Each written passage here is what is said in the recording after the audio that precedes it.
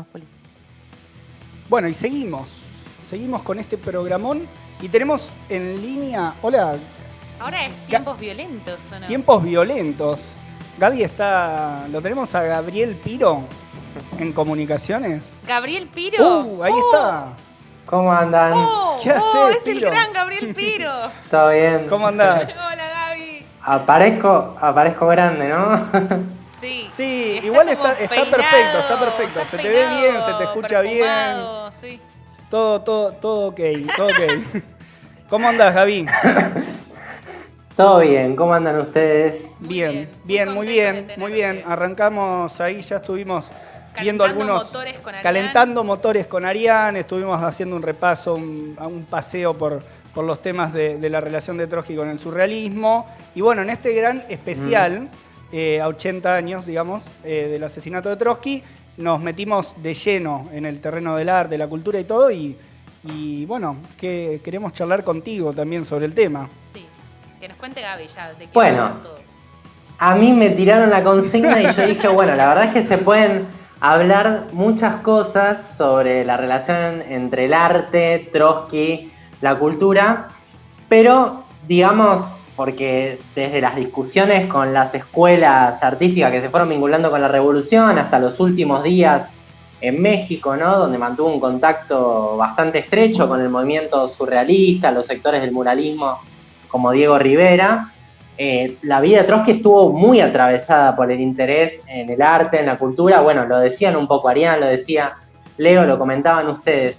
Pero lo que me gustaría concentrarme hoy es en la pelea o en la lucha que dio Trotsky contra la degradación que generó el estalinismo en el terreno del arte y la cultura una vez que se asentó. Es decir, hay que contextualizar esta pelea en el momento en el que la burocratización dentro de la Unión Soviética avanza de la mano de Stalin bajo la idea de que se podía realizar el socialismo en un solo país y de esta manera anular las perspectivas de una revolución a nivel internacional con todas las consecuencias que eso tenía al interior de la propia Rusia y de la revolución, ¿no? Bueno, una de estas consecuencias se expresa en el terreno del arte y la cultura y a ver cómo lo podemos presentar. Podemos decir lo siguiente, podemos decir que cuando comienza la revolución, un poco lo comentaba Arián recién, se da una enorme variedad de producciones artísticas, de escuelas, de innovaciones en el arte, en la pintura, en la música, en el cine, en el teatro, con una creatividad, la verdad que incluso hasta el día de hoy podría llegar a sorprendernos.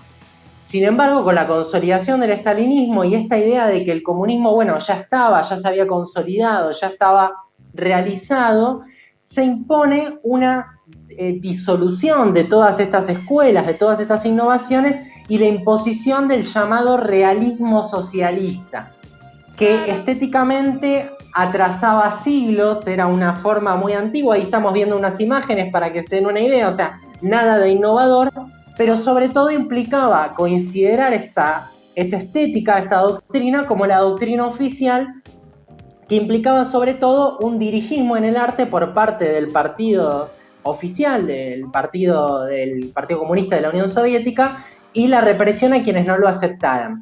Trotsky lo explicaba más o menos de esta manera. Él decía, bueno, cuando comenzó la revolución tuvo una ebullición en las masas y la perspectiva de la revolución internacional, la revolución, no temía a ningún experimento, a ninguna invención, a la lucha de escuelas, porque comprendía que esta pelea, estas disputas eran parte de ir hacia una nueva fase en la cultura que solamente se podía preparar por ese medio, ¿no?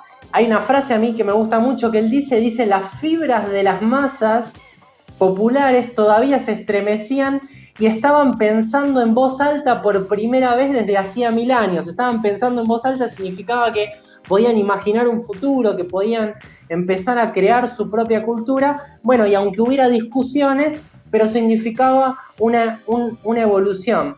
Sin embargo, él dice, el proceso de lucha contra la oposición de izquierda que él había creado, implicó también la eliminación de estas escuelas literarias y la burocracia empezó a sentir un temor supersticioso por todo lo que no le beneficiaba directamente.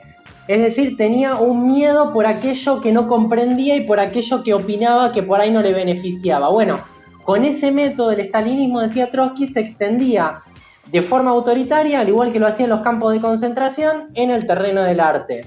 La imposición de una obra de arte se hacía según la conveniencia de los burócratas que estaban en cada momento, y la impresión que le causaba a los líderes del partido una determinada obra de arte determinaba su futuro, si se publicaba, si no, etc.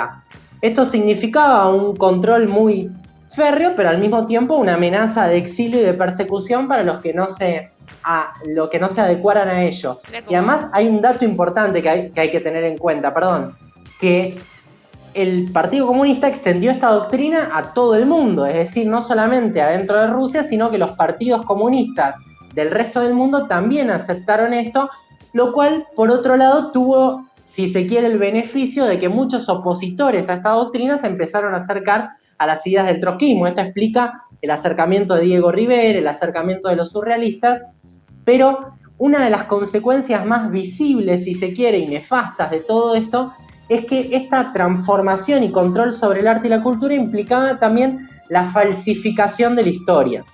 Que esto es lo que nos gusta hablar a nosotros, ¿no? No, yo lo que quería decir es que cuando decías esto de que definían si lo aprobaban o no aprobaban, era medio como que el estalinismo era el jurado de esos reality shows de arte donde Stalin sería Simon Cowell, siempre hay uno que es como el malo.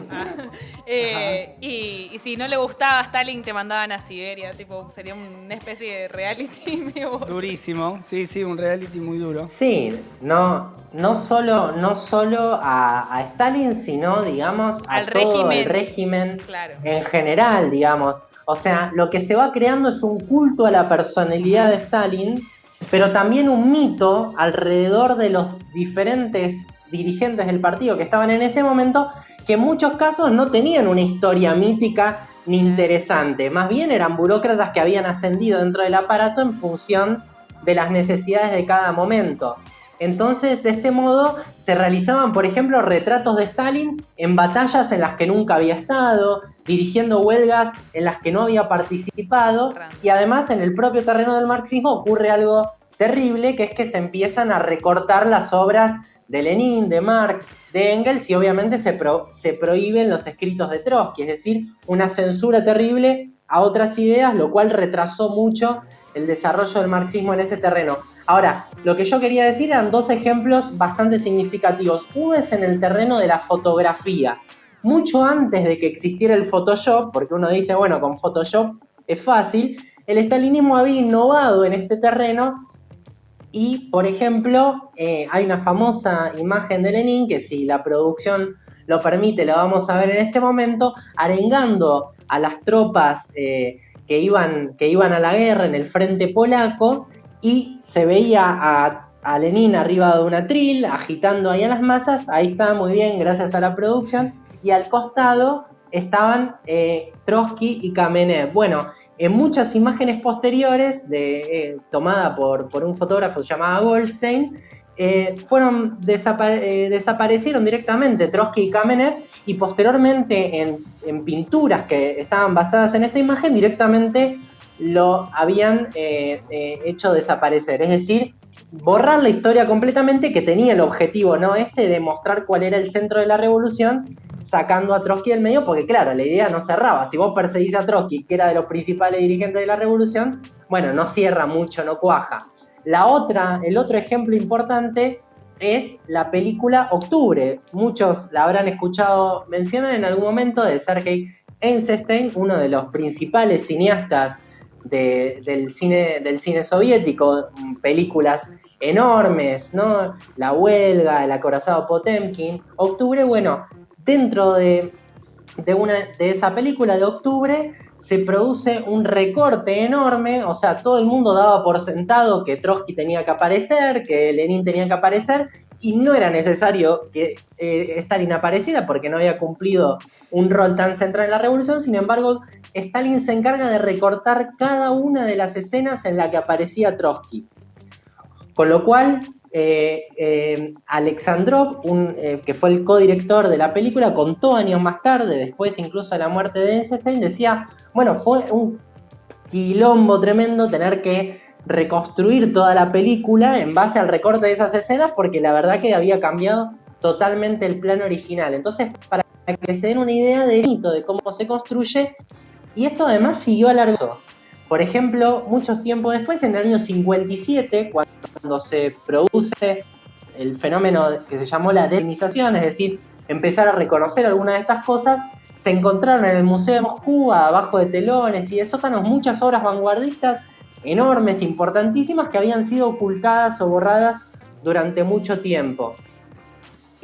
Recomendamos, para los que quieran ver cómo funcionó esta dinámica, estos distintos momentos, la película de Chris Marker, El último bolchevique, se puede conseguir en YouTube, la pueden ver en YouTube, en donde cuenta un poco la historia de vida de Alexander Medvedkin, que fue un cineasta ruso que nació y creció con el proceso revolucionario, y bueno, se van viendo los distintos momentos en esto que contábamos. Gaby, ¿te puedo interrumpir un toque? Una cuestión, sí. Por esta peli que recomendás, que tiene escenas muy interesantes, además difíciles de conseguir, porque la estuvimos buscando, la habían estrenado, la habían dado en un cine en su momento, pero está difícil de conseguir la de Chris Marker, donde cuentan un poco ahí que incluso la visión que tenía de Stalin en un momento... Yo la vi en YouTube, ¿Vos la viste en YouTube? Bueno, después pasar link.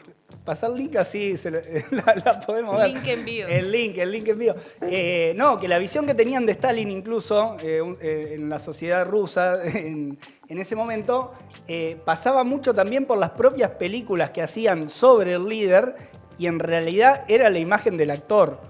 O sea, en realidad lo que se conocía, digamos, por la imagen física de Stalin era más la imagen del actor, y esa es una anécdota muy, muy interesante que me quedó de la peli de Marker. Pero te quería preguntar también, o sea, ante todo esta industria de la falsificación que montó el estalinismo, que después va a tener consecuencias terribles, digamos, también en los propios jurados, en los jurados reales de los juicios de Moscú, digamos, donde se va en ese sentido también a trazar siglos, en el sentido de una justicia totalmente adicta al poder estalinista, y juicios directamente falsificados, o sea, todo montado en función de condenar al opositor. ¿Qué opinaba Trotsky, digamos, de todo este tema? O si podemos decir algo sobre eso. Sí. Bueno, obviamente no solamente Trotsky condenó los juicios de Moscú como una falsedad total y las persecuciones a los opositores políticos, sino que tenía un concepto que a mí me resulta interesante, ¿no? Dice, bueno, la verdad que se podía falsificar la historia, se podían inventar fotografías, se podía recortar, inventar citas, tergiversar la historia. Ahora, dice, se necesitaba la estrechez de un espíritu como el del Stalin, era durísimo en cómo lo describía, para creer que es posible olvidar, por medio de estas maquinaciones, los grandes hechos de la historia universal. O sea, un hecho como la Revolución Rusa, decía Trotsky, por más que existan estas tergiversaciones, no se podía ocultar porque estaba encarnada, bueno, en todo el movimiento revolucionario a nivel internacional, y efectivamente, hoy estamos a 2020 destapando todas estas tergiversaciones, se sabe la historia real y bueno, en parte nosotros estamos peleando por rescatarla, ¿no? En cierto sentido, para dar una idea más, para concluir un poco con la columna, ¿no? Dejar esta idea, ¿no? El régimen estalinista significó no solamente la traición y la anulación de muchos procesos revolucionarios que se estaban dando en el mundo, bajo esta idea, ¿no? Del socialismo en un solo país y la traición efectiva en muchos procesos que realizaron los partidos comunistas, sino que tuvo un drama adicional. ¿Cuál sería ese drama adicional? Bueno, hacer creer que el comunismo era eso, digamos. El comunismo era esa porquería. La verdad es que el comunismo no tiene nada que ver con eso, que eso fue un proceso que anuló muchas de las perspectivas de la revolución y, por lo tanto, generó la idea de que el capitalismo, incluso con sus males, bueno, era algo mejor que lo que había dejado el estalinismo. Entonces, si se quiere rescatar la figura de Trotsky, rescatar la imagen de Trotsky es en definitiva rescatar la imagen de un comunismo diferente, de un comunismo que no tiene nada que ver con el estalinismo, y la idea que defendía Trotsky era que la creación artística necesitaba sí o sí libertad.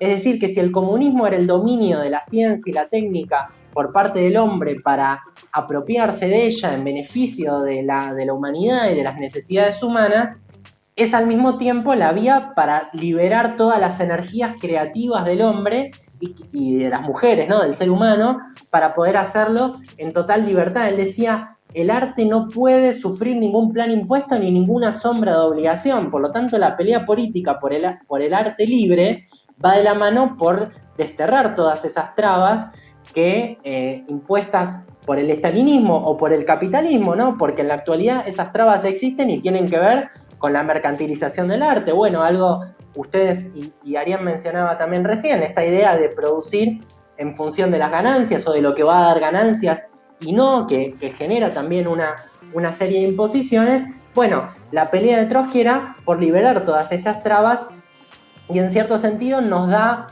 una idea en donde se conecta el arte con la revolución y el comunismo con la libertad artística.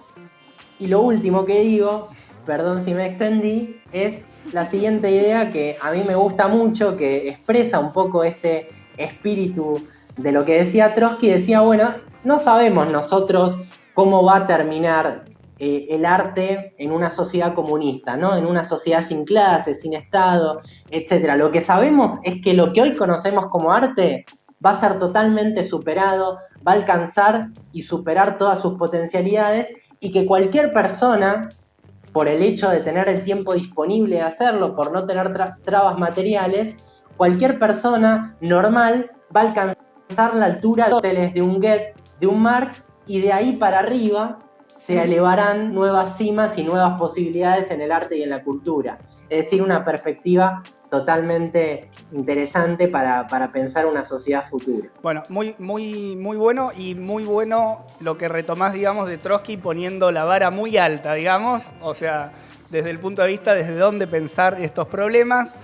Ahí en lo que fuimos recomendando, en el texto que compiló Arián, ni hablar en Literatura y Revolución, donde Trotsky se mete no solamente en el desarrollo de la revolución, la teoría en ese sentido, sino que opina también sobre lo que están escribiendo las vanguardias de su momento, opina sobre Mayakovsky, opina sobre Meyerhold, opina sobre los futuristas, opina sobre todo, mientras que está en un sentido en el terreno ahí de la batalla contra el capitalismo de un lado, contra el estalinismo del otro, así que, bueno, eso, muchas lecciones y mucha data para seguir profundizando, así que te agradecemos, Piro. Gracias, Gaby.